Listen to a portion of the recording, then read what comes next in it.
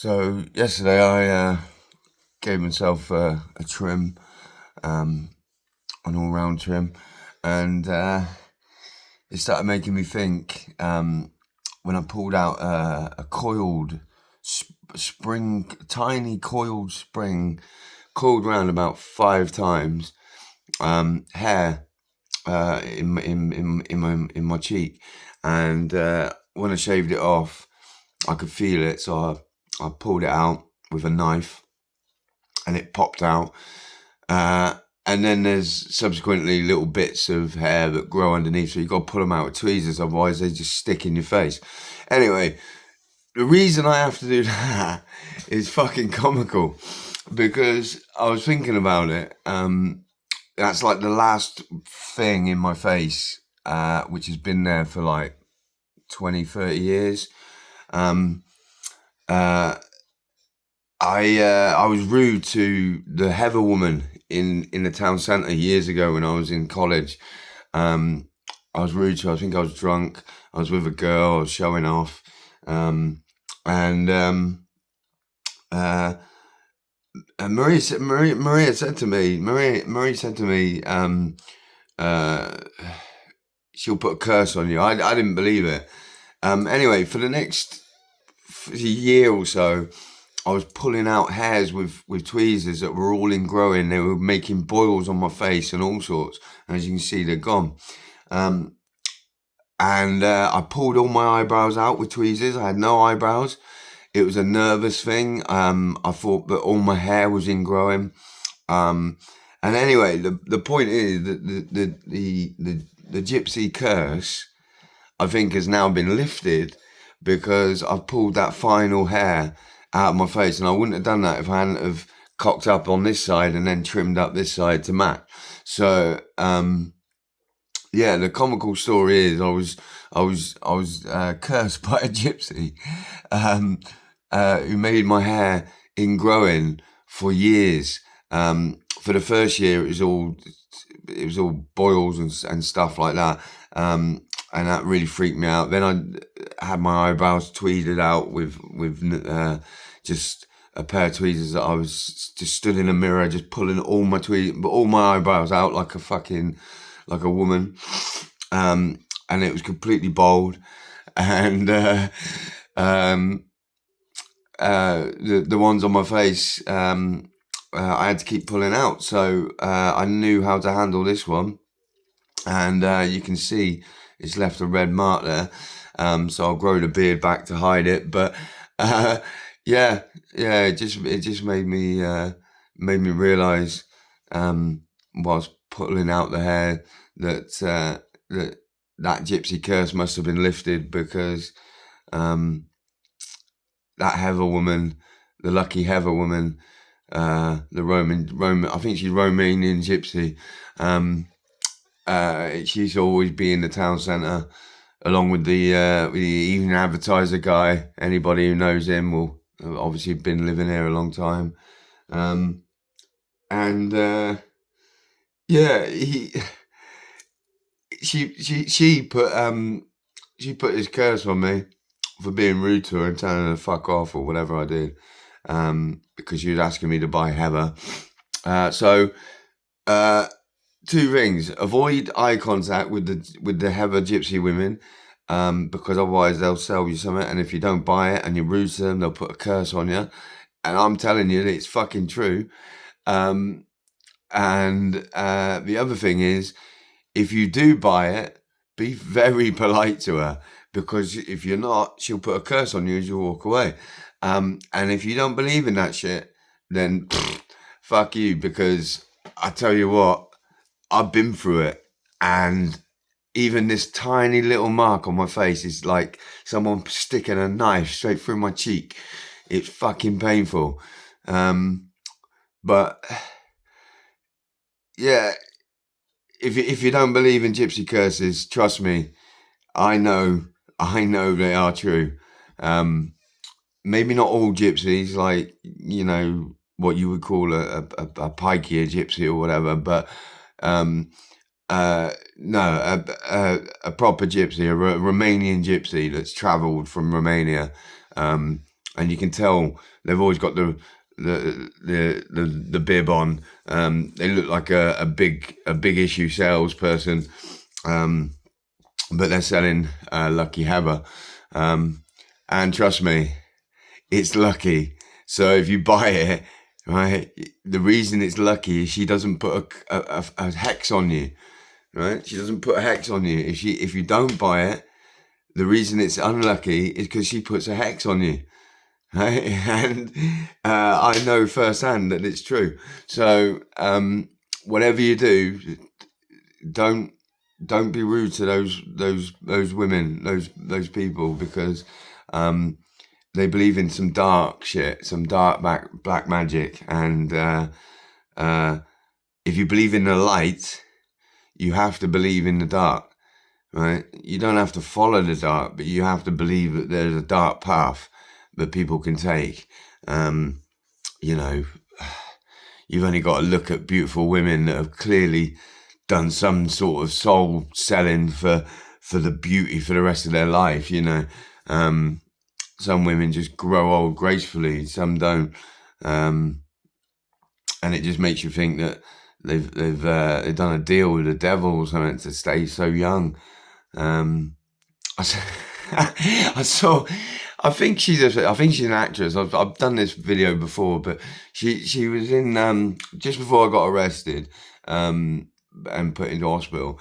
I was hanging. I was broken down. I was broken down in Cirencester. I just bought a car. I travelled back there, testing it out about 1 o'clock in the morning, down the dual carriageway, and the car started overheating. So, quick story. I bombed it through the dual carriageway of Cirencester at 90 miles an hour at 1 o'clock in the morning, straight past the camera on the other side. So I don't know if it caught me. To get to the petrol station.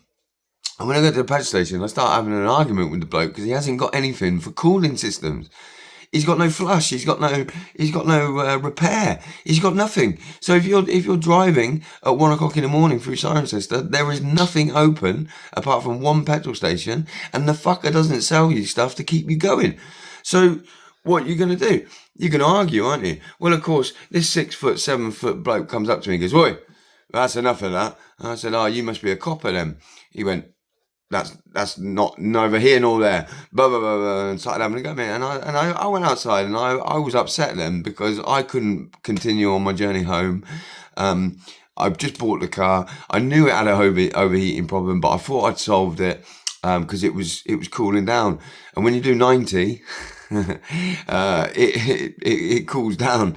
So one excuse for going fast was I was cooling the engine. And I was scared that it was going to explode. I've never been in an engine that was overheating before. It's the first time I've ever experienced it. I've done it many times now, but yeah, if an engine's overheating, just pull over. It's not going to explode. It's just water. It's temperature. It's like boiling a kettle. You know, it's going to overboil and boil dry as well. So always make sure you've got fluid in there, but coolant because. Well, antifreeze, if you don't know what coolant is, because yeah, when you get to these petrol stations, they don't sell you. They don't have the products on the shelf. They sell all sorts of shit in these petrol stations that you don't need, like a Costa coffee machine. Right, there's a Costa. I think there's a Costa shop right next door, but they have a Costa coffee machine in the petrol station for when it's closed or whatever.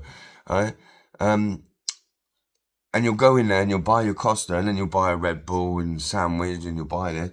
Oh, and then you might buy some toothpaste because you know you're traveling, and they'll sell that. But you need charcoal. They'll sell that. But you need something for your car to keep motoring.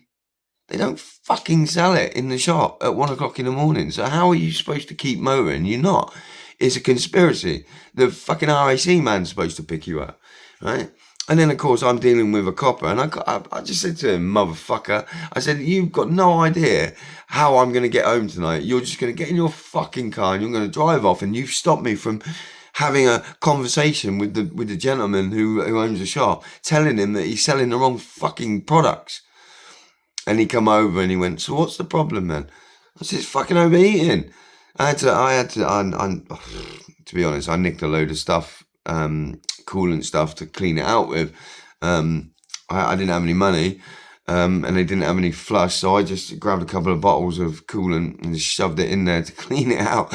But as I've told on the videos before, it does work. So,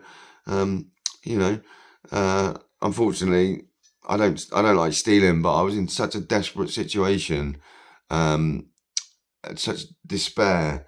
And then I spent 3 nights sitting in 3 days, sitting in the car, waiting for strangers to help me. Not one person in Cirencester to help me, apart from a Swindonian ex-police officer. I can't remember her name, but she was an angel. She offered me a lift home in McDonald's. She said it's your opportunity to get back to home, leave the car where it is. I'd already been arrested. I'd already been in trouble with the police. I've been thrown out of Tesco's because the manager, right, threw me out because he thought I was stealing.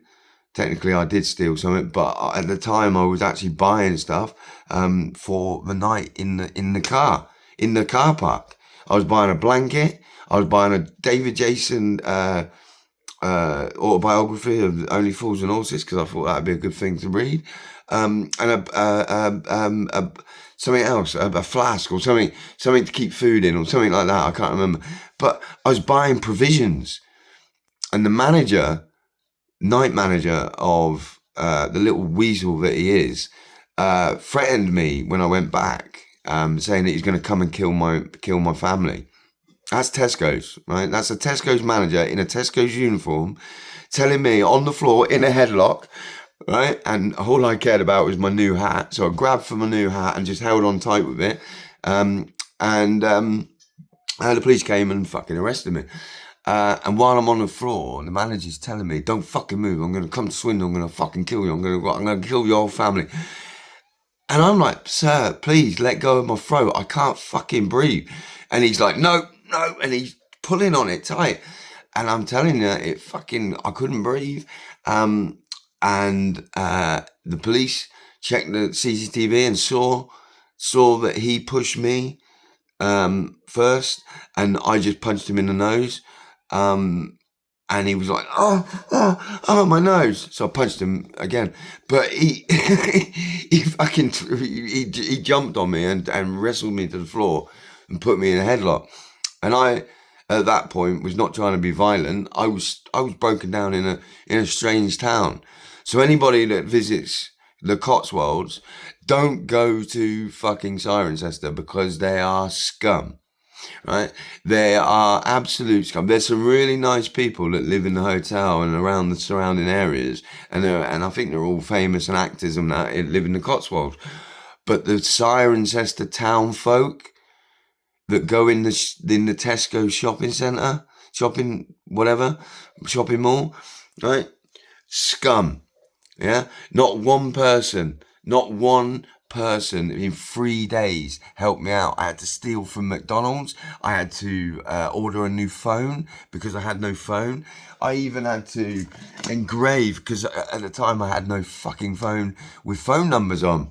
So I had to engrave later on my wallet at the time, right, my mother's phone number, right? Because, if you're arrested or whatever, the police need next of kin.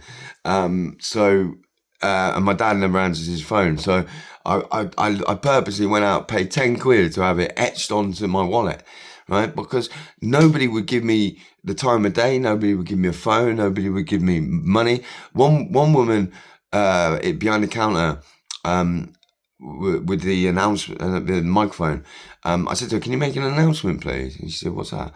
And I just raised my voice as loud as the whole shop could hear me. I said, can you tell the fucking world, can you tell this shop that I need somebody to lend me a fucking phone so that I can get the fuck out of this shithole town, right? Because I'm broken down. I've been here for 2 fucking days.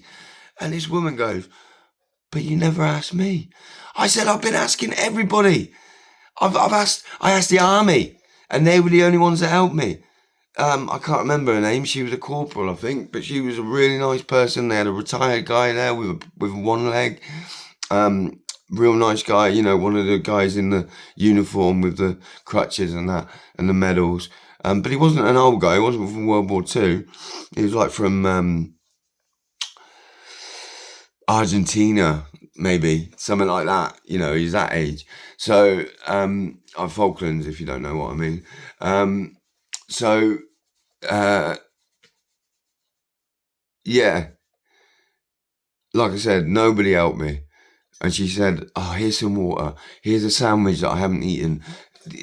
And people started to help me because I nearly cried. I nearly broke down and cried and got on my knees and begged for somebody to help me. And it still took another 24 hours before somebody helped me. And they didn't live in Ciren. They lived in Swindon. They were one of my people. So they helped me out. And she was an ex-police officer. So don't say police officers are bad, because I've been out by them before, and some of them are good people, but they are arseholes as a job. So you come across them. You just got to handle it as you would any other situation, and not get arrested for being a dickhead, right? But if I'm honest, I was very, very, very disappointed with Cirencester's tourism, right? Tourism. The tourism in the Cotswolds. There's only one town in the Cotswolds, right? Big enough to do some shopping and Tesco's and everything else, right? So if you're coming to the Cotswolds, avoid Cirencester. Come to Swindon to do shopping, right? Come down the dual carriageway. It's 10 minutes. Don't get caught up in Cirencester, because nobody is friendly there. Nobody will help you, right? And the reason I'm talking about that is when I was talking about selling your soul to look beautiful. Anyway, I was in Cirencester. I'd broken down. It was late at night. I'd managed to blag a sausage roll and a coffee, I think, off the bakery. So they were good people. The bakery, the guy with the little thing outside the church, the little trailer, wanker, right? He was closing up. He knew I was starving, but he said, "I'm closing." Right? You don't just turn somebody down who's starving. Right? You offer them water, right? So I went into the charity shop. I asked them for a cup of hot water, because I had a tea bag, so I could make at least a cup of tea with no sugar or milk, but I would have had something to drink. And she said to me, "We don't do that here." She's got a kettle in the back, and she's serving herself tea all day long in this charity shop, a charity shop, mind you.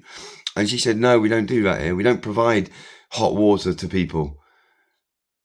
I said, "But I'm broken down. I can't. I've got no money. I can't.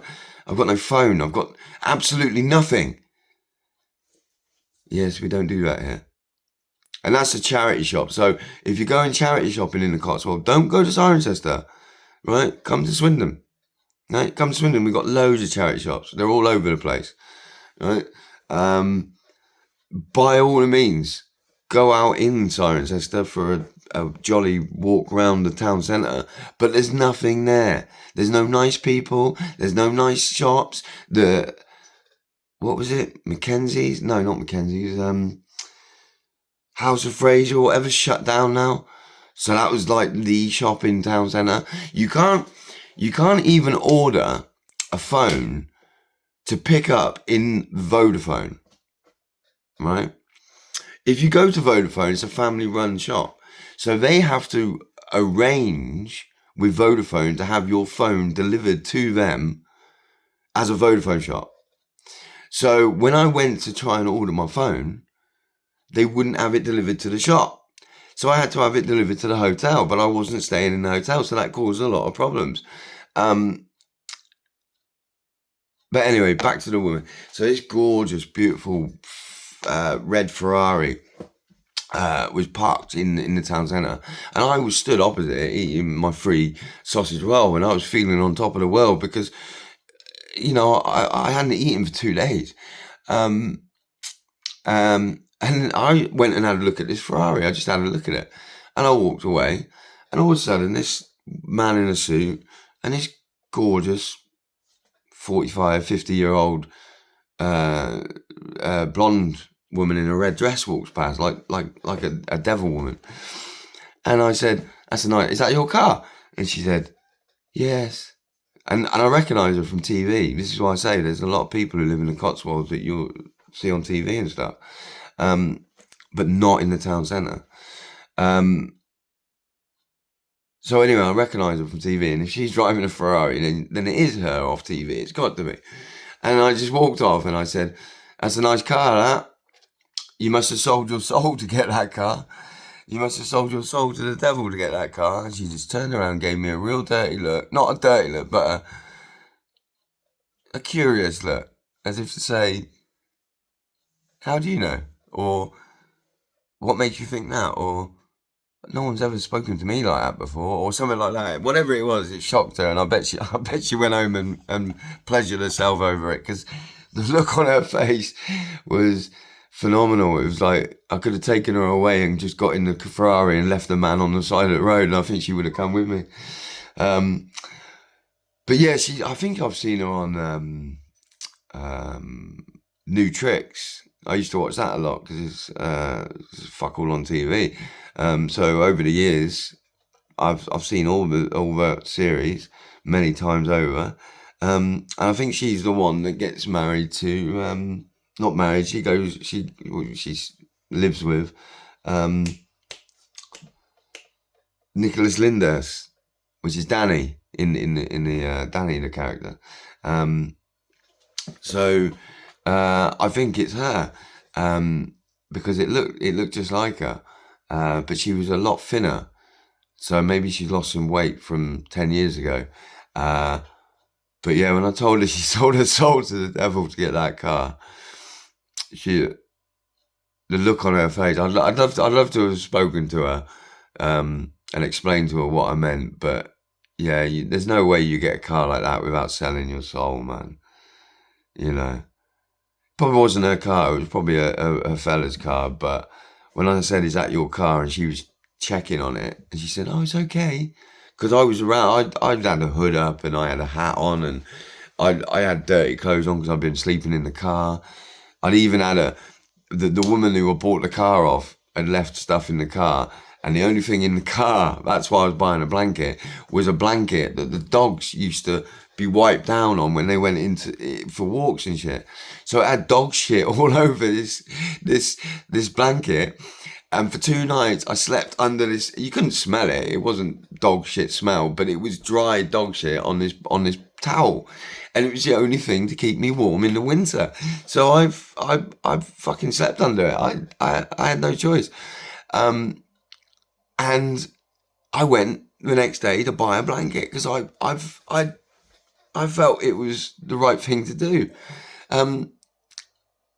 but I was convinced that I was there for a reason, that I was going to get the car working.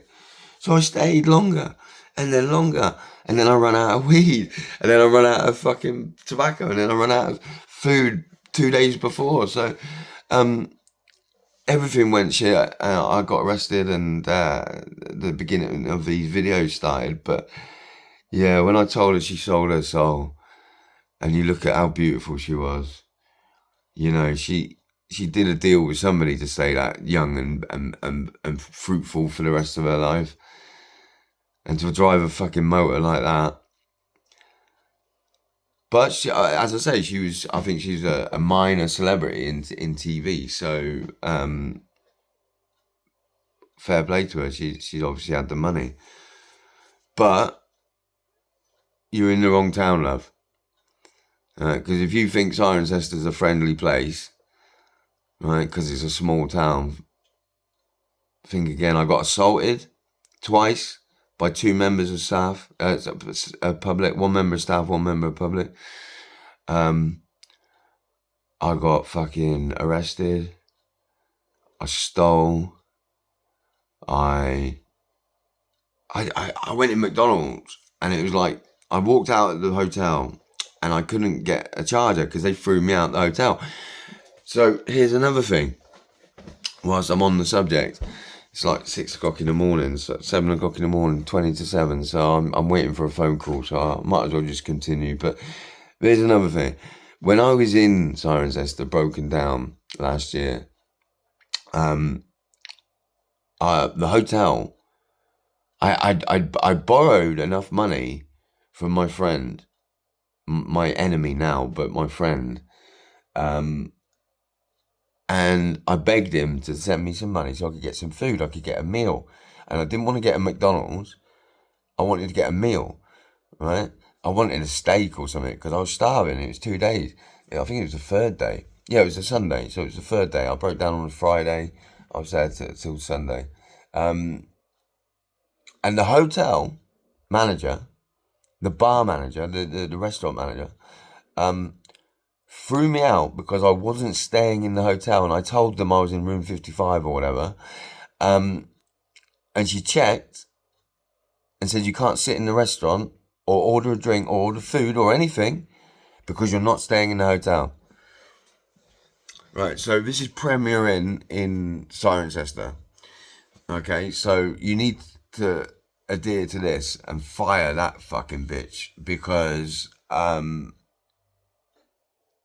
you don't have to be a resident of the hotel, a guest of the hotel, of any hotel, to eat in their restaurants.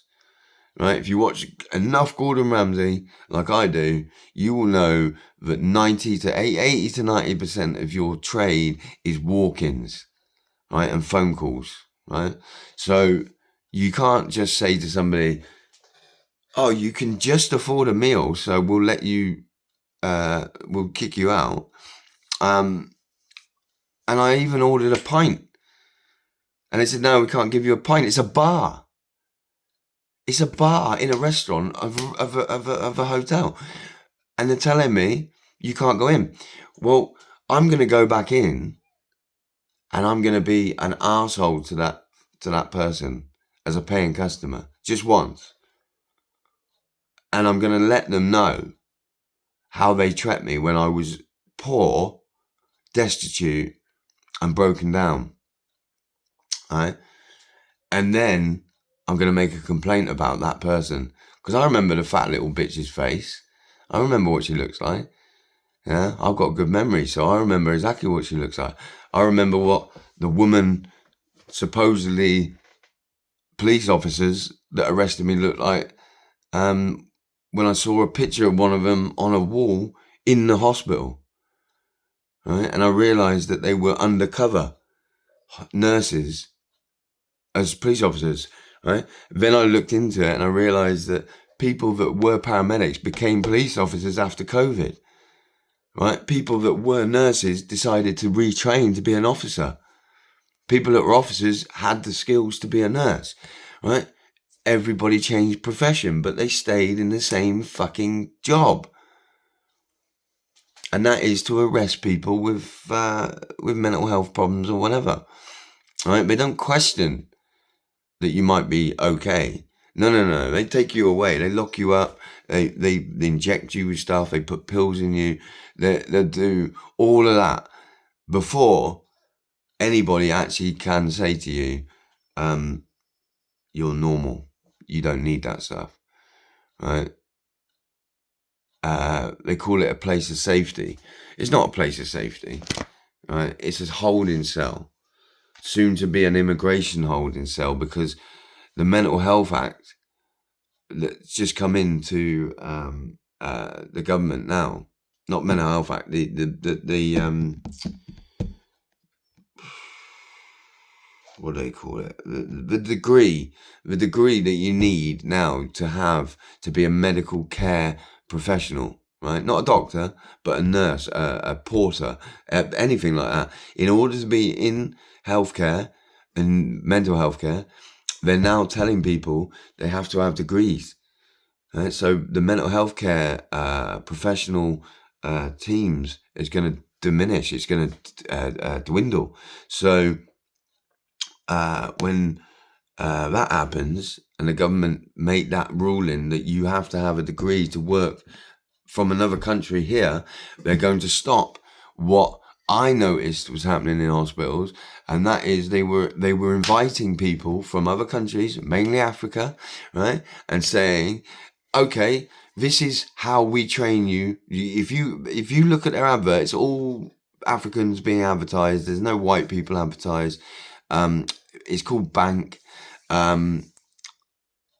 They train you, them, how to sign forms, tick boxes, and observe, and sometimes dish out medication, right? Doing the right medication, but be careful of that, because if your name's Joe and someone else called Joe, they'll give you their medication and they won't fucking know what they're doing. So don't think these people that are here now will be here when that ruling happens, because they'll lose their job. They'll go back to Africa, they'll go back to Rwanda, wherever they come from. Some of them come from Tobago, Trinidad. So they're not all from Africa mainland. Some of them are island people, and they're really nice people. They walk in the light. They don't walk in the dark and turn the lights off and creep around at night like the porters do in hospitals. They literally sit in the dark. And when you're in hospital, it can be heaven during the day, but at night is hell. So when you see these people stalking around in the dark with their clipboard, looking through torches. I even had one woman, she couldn't see me because I was asleep with my back to the door. So she opened the fucking door, right? And I swear it was like the fucking devil walking into the room. I've shit myself, because I don't know if she's got a needle or something. She could fucking inject me while I'm asleep. I don't know, right? I don't know who she is. She's just an African woman working in a job. I don't know what her gender is. Anyway, she walked in, creepily turned the key, walked in. I just leaned over and went, "Fuck off!" And she went, "Oh, sorry." I was like, "What the fuck are you doing in my room at 3 o'clock in the morning, coming in quietly to see if I'm awake?" Right? They have little keys outside the doors. If you don't know what they're for the lights, right? So what they can do is they can put the key in, turn the light on quietly. It only clicks. Turn the light on, see if you're in bed, turn the light off, walk away. There's no need to jingle jangle the keys into the lock, bitch. There's no need to come into my room, and unless you're trying to fuck me. But I don't think she was. I think she was literally going to do me some harm. So I'm telling you now, if this ruling happens, all you people in healthcare will be out of work, because you haven't got the skills to do the job. You've been paid by an agency who took over the responsibility as probably the cheapest fucking quotation to do the job that the government could find. And then they found the cheapest labour they could find to do the cheapest menial jobs, which are available to them. That woman that I thought stole my hat, she was looking for work, and I can guarantee she was looking for healthcare work, right? Because that's all she can do, right? She can do other jobs, obviously, but what I'm saying is that's all she can do.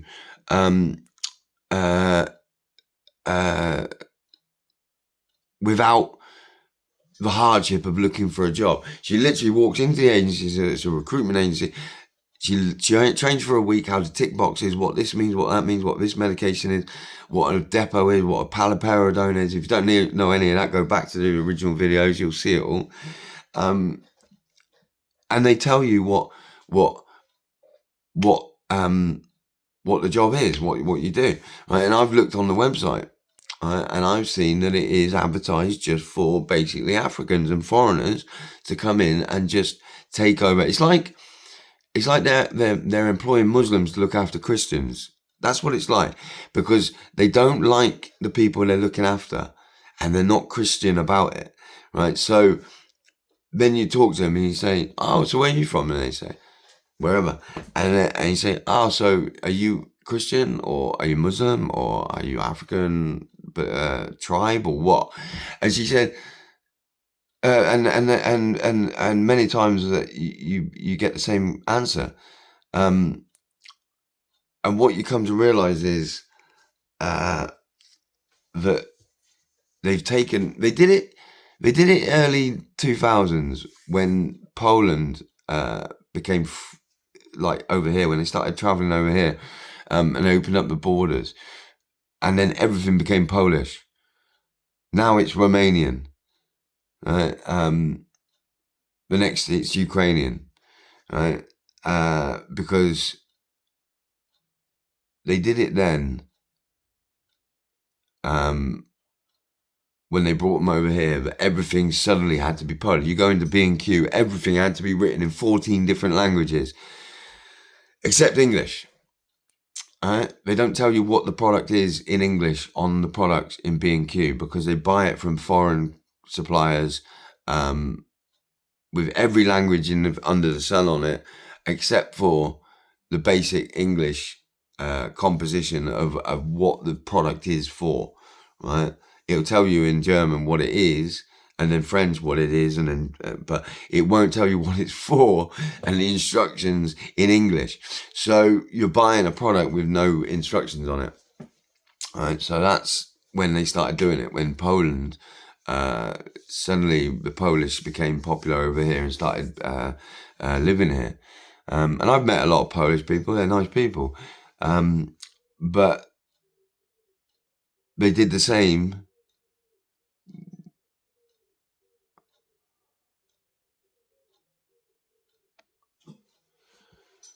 Yeah, so they did the same. I just got a message. They did the same this time round with African Rwandans, whatever. They allowed them to come over here, give them menial jobs with good pay, healthcare, pension. They get the fucking lot, right? And all they have to do is sit on a chair, make a cup of tea, and tick boxes. That's all they got to do. Right? They don't do any medical stuff, right? They're not qualified to do medical stuff. I wouldn't want them. I've seen them work on somebody who's fainted or somebody who's had a seizure. Sorry, a seizure it was.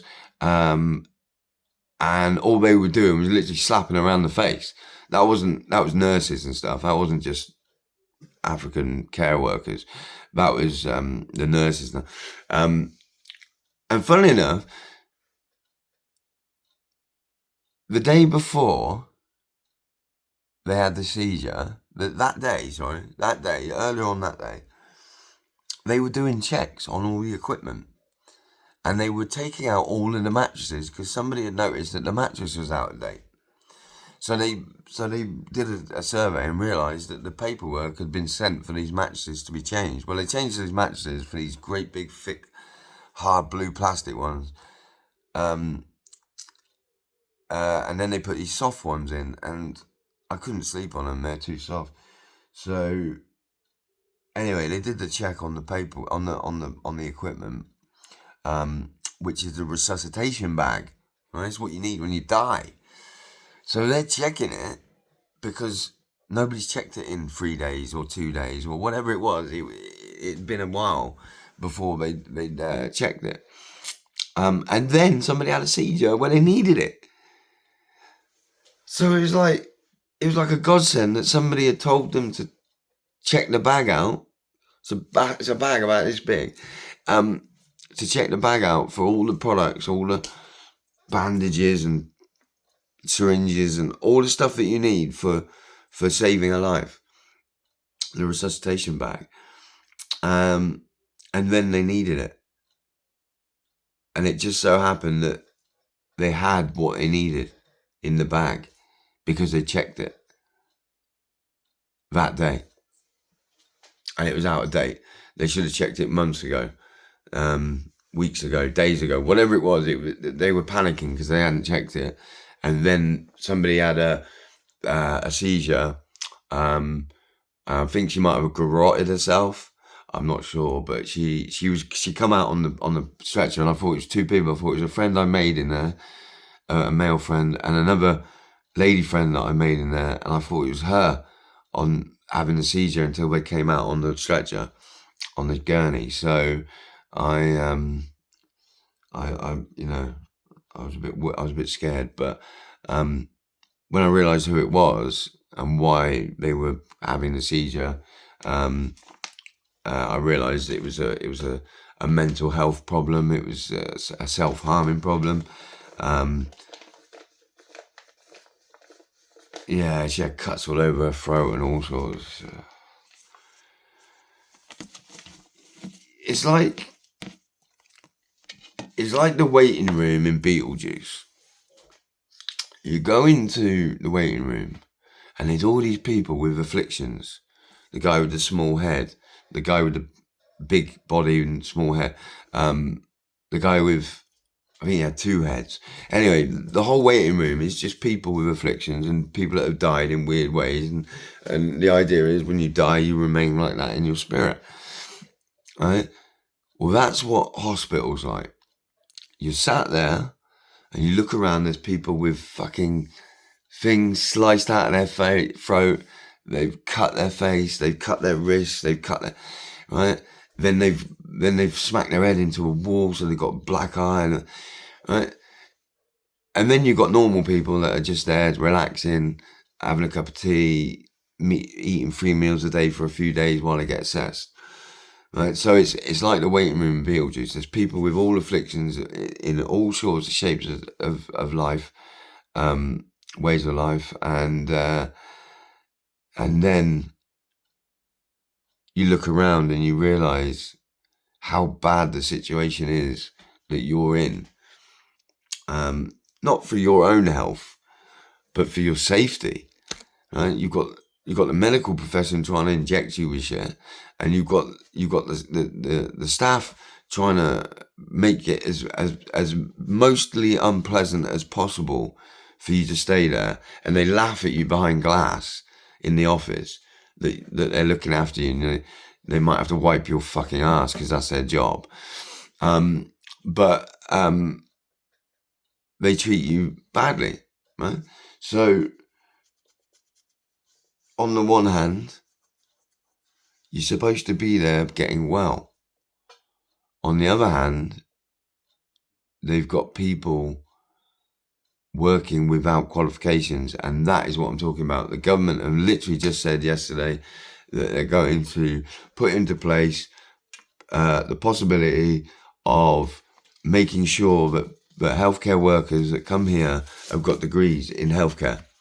We're going to have the best healthcare for mental health care, right? Because they've realised that they control the healthcare NHS, the bank, the agency. They employ the doctors, they employ the nurses, they employ the staff, right? So basically, we're screwed if we don't do something about the healthcare in this country, and I'm talking firsthand. So if you're watching the government over the next few weeks do that, that is why they're doing it, because the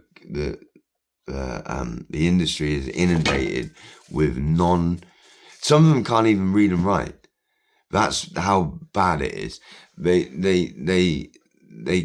can do English and they can write English, but you know, when you my name is an easy name to say, but when you say it, it sounds different to spelling it. So people generally think that it says one thing, and I said, no, it says this. And they said, no, but it says that. I said, no, it says this. It's got that on there, or it's got this letter, or the abbreviation is this, whatever. Right? It's the English language. It's a command of the English language. Well, the reason I know that they don't have, these healthcare workers have the command of the English language is because they couldn't grasp basic English. They literally come off the, not off the boat, but come off the plane, right? And arrive with a visa. Most of them, the visas are outstanding. because of COVID. Right? Nobody sent anybody back during that year. So a lot of people stayed. Right? Nobody's checked their visas. They're all still here. Right? And they're in healthcare. They are literally hiding in healthcare. Right? They get benefits, social, healthcare, dental care, pension. They've probably got accommodation. They've probably got they've somehow got a car out of it, right? Somehow they managed to come to this country and buy a car. I can't go to America and buy a fucking car on holiday, right? So how do they come here and buy cars and have jobs? And I speak the language. Technically, I'm a doctor. I can't get work. I couldn't get work as a healthcare worker because I got a criminal record. Why have I got a criminal record? Because it wasn't assessed when I was younger. My mental medical history. Right? But now I'm older. You get doctors saying, "Oh yeah, you must be long words, big words, schizophrenic, or psychosis." All these words that mean nothing, because I am literally